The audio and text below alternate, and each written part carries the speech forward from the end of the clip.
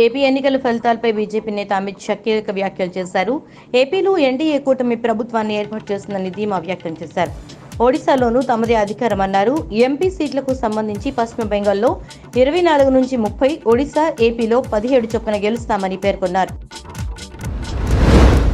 Bengaluru rave party కేసులో నటి హేమతో సహా 8 మంది సిబిఐ ఇవాళ విచారించనుంది.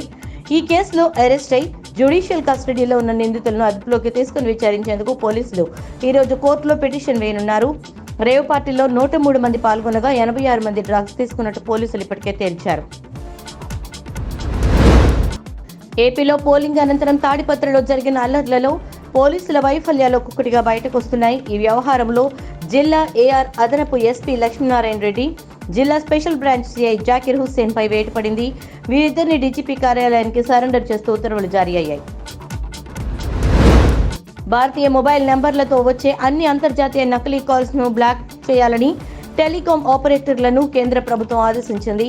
దేశీయ పౌరులకు స్థానిక నంబర్లతో మోసగాళ్లు అంతర్జాతీయ కాల్స్ చేస్తూ సైబర్ నేరాలు, ఆర్థిక మోసాలకు పాల్పడుతున్నట్టు తమ దృష్టిని వచ్చినట్టు టెలికాం విభాగం తెలిపింది. కేన్స్ ఫిల్మ్ ఫెస్టివల్లో అవార్డు గెలుచుకున్న దర్శకురాలు పాయల్ కపాడియాను ప్రధాని మోదీ అభినందించారు.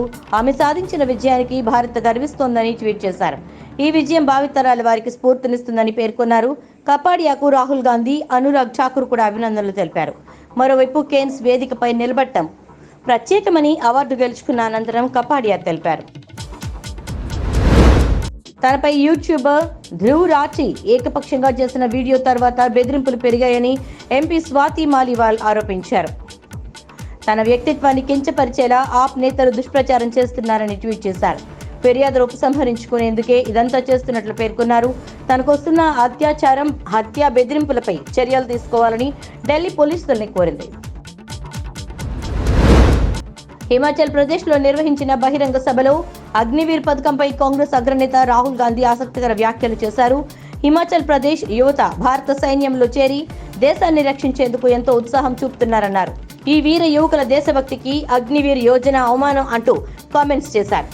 ఇండియా కూటమి ప్రభుత్వం ఏర్పాటైన వెంటనే అగ్నివీర్ పథకానికి స్వస్తి పలుకుతామన్నారు రాహుల్ గాంధీ.